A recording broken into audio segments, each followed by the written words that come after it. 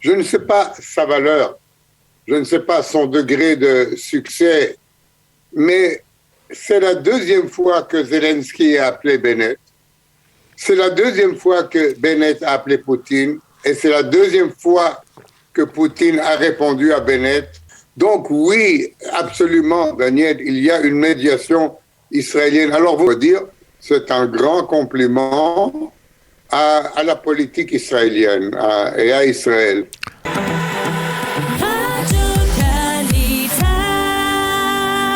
Nous avons le plaisir de retrouver notre ami Avi Pazner. Avi, bonjour, Boker Tov. Bonjour, cher Daniel. Merci d'être avec nous ce matin. On vous a sollicité parce qu'il semblerait qu'il y ait une sorte de médiation israélienne. Hier, dans l'après-midi, Volodymyr Zelensky a téléphoné à Naftali Bennett et en soirée, Naftali Bennett a téléphoné à Vladimir Poutine. Est-ce que vous pensez, vous croyez, vous, en une médiation israélienne dans ce conflit ? Eh bien, écoutez, Daniel, cette médiation existe. Je ne sais pas sa valeur, je ne sais pas son degré de succès, mais c'est la deuxième fois que Zelensky a appelé Bennett. C'est la deuxième fois que Bennett a appelé Poutine. Et c'est la deuxième fois que Poutine a répondu à Bennett. Parce que vous savez, à la place de Poutine, on peut déjà dire très poliment à Bennett, « Excusez-moi, mais je suis occupé à diriger la guerre et les retombées de la guerre. » Ça fait la deuxième fois qu'il parle. Il n'est pas obligé de parler avec Bennett. Donc oui, absolument, Daniel, il y a une médiation israélienne. Alors vous me demanderez, qu'est-ce qu'elle fait cette médiation? Aucune idée, parce que tout le monde garde le silence. Est-ce qu'elle peut réussir? Je ne sais pas. Nous ne sommes pas une grande puissance qui, tout en médiant, peut appliquer de la pression sur les deux parties. Mais c'est un fait curieux, je vous l'avoue, un fait curieux, qu'il y a maintenant une médiation israélienne qui est, à mon avis, pas la seule. Il y a peut-être Macron qui est dans une position similaire, qui peut parler avec Biden et peut parler avec Poutine et peut parler avec Zelensky. Personne d'autre, à mon avis, ou à ma connaissance plutôt, n'est dans cette position. Maintenant, vous allez me demander, mais qu'est-ce qu'elle va donner cette médiation? Daniel, aucune idée, je ne sais pas qu'est-ce qu'on lui a demandé, je ne sais pas qu'est-ce que Zelensky lui a demandé, je ne sais pas qu'est-ce qu'il a dit à Poutine. Il y a toutes sortes de rumeurs selon lesquelles Poutine lui aurait dit quelles sont les conditions minimum d'un cessez-le-feu russe. C'est peut-être vrai, mais en tout cas, oui, Daniel, il y a une médiation israélienne. Il est question, apparemment, Avi, selon certains, même un communiqué du Kremlin qui est plus bavard, on va dire, que du côté des Israéliens, et c'est presque peut-être normal, que Poutine aurait dit à Bennett que seul un accord protégeant les intérêts défensifs de la Russie pourrait mettre fin à l'actuelle confrontation. On ne sait pas vraiment ce que ça veut dire. Les intérêts défensifs de la Russie, ça vous dit quelque chose ? Bien, écoutez, oui, bien sûr que ça me dit quelque chose. Ça veut dire que ce serait un engagement de la part de l'Ukraine ou bien rester neutre, être une espèce de Suisse de l'Europe de l'Est, ou bien alors accepter de souscrire, de ne jamais se rallier à l'OTAN. Ça, c'est dans cette ligne que vous pouvez voir ce que Poutine a pu demander. Il a pu demander encore plus, on ne sait pas. Et il a pu demander d'autres choses.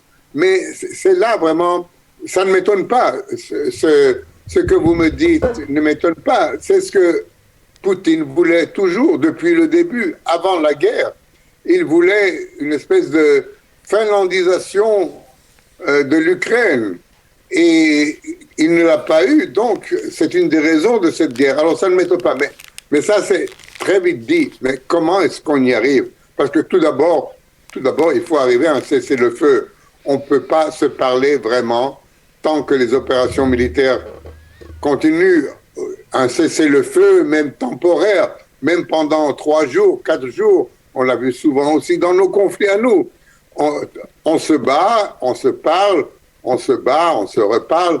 Il faut commencer un espèce de jeu diplomatique dans lequel il y a aussi des négociations il y a en ce moment, vous le savez, des négociations entre les partis sur la frontière de la Biélorussie. Pour le moment, ça n'a rien donné du tout. C'est pour ça qu'on a besoin d'une médiation à un plus haut niveau.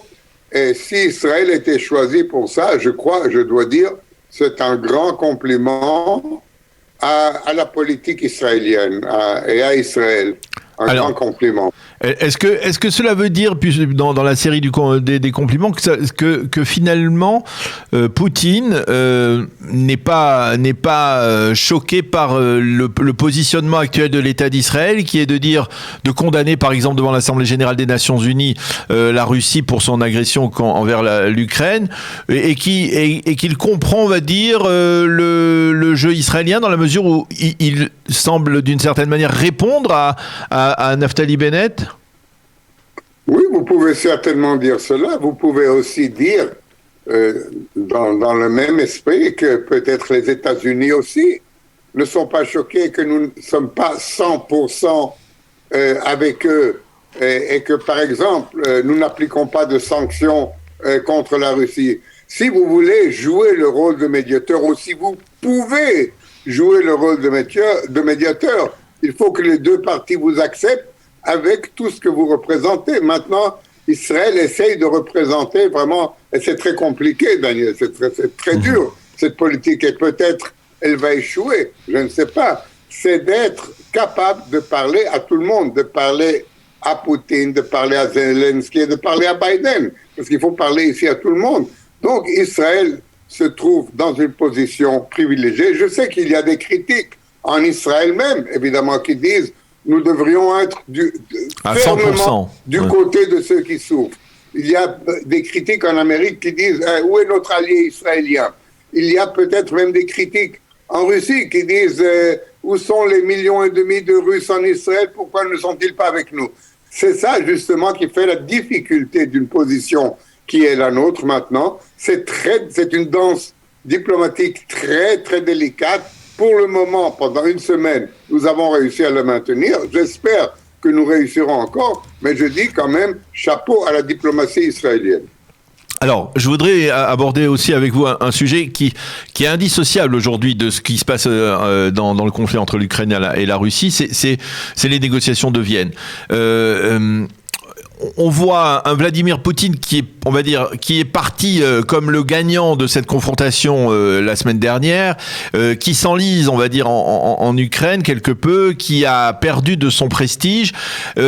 Comment tout ce qui est en train de se passer sur le front ukrainien risque de se répercuter dans la position de l'Iran dans les négociations à Vienne? Est-ce que ça veut dire, vous pensez que l'Iran va durcir ses positions, ou au contraire, ce sont les États-Unis qui, on va dire, fort du soutien qu'ils ont réussi à mobiliser contre la Russie, vont essayer d'imposer à l'Iran des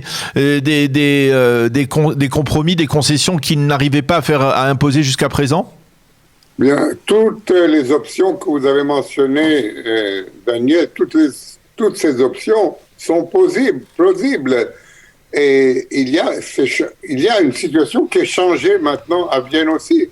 Prenons par exemple la chose la plus importante ou la plus de base. Est-ce que Blinken et le ministre des Affaires étrangères russe sont capables d'être assis à la même table et de signer un accord nucléaire avec l'Iran? Est-ce que c'est possible dans la condition actuelle, quand Biden décrit Poutine comme étant un dictateur, par exemple? Il n'y a pas de dialogue entre les Russes et les Américains, par exemple.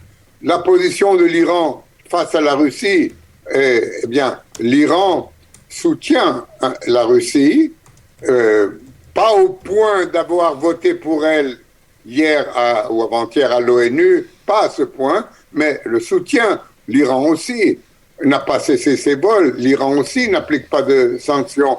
C'est une situation nouvelle maintenant à Vienne, mais je crois que le premier résultat qu'elle peut avoir, c'est de retarder quelque peu cet accord. On était déjà très près, Daniel. On était presque à une semaine ou deux.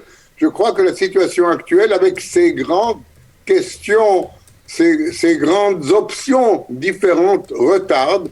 Pour Israël, c'est pas une mauvaise chose parce que l'accord qui est en train d'être négocié est terrible, et pire que l'accord de 2015. Pour Israël, c'est bien que cet accord ne soit pas signé et peut-être, qui sait, peut-être qu'il va y avoir un changement de perception ou chez les Américains, ou chez les Russes, ou chez les Iraniens. Parce que pour le moment, Israël craignait beaucoup de voir en 1, 2, 3 semaines la signature d'un accord qui le mettrait dans une position défensive. Eh bien, Avi Pazner, merci beaucoup pour ces éclairages des éclairages diplomatiques sur cette situation de conflit entre l'Ukraine et la Russie et sur l'implication d'Israël donc dans ce contexte, également dans le contexte d'un possible accord du nucléaire à Vienne. Merci beaucoup, Avi, d'avoir été avec nous ce matin. À bientôt et Chodesh Tov, puisque nous sommes le début du mois. Chodesh Sameach. Voilà, Chodesh Sameach. Merci beaucoup, Avi. Bonne journée.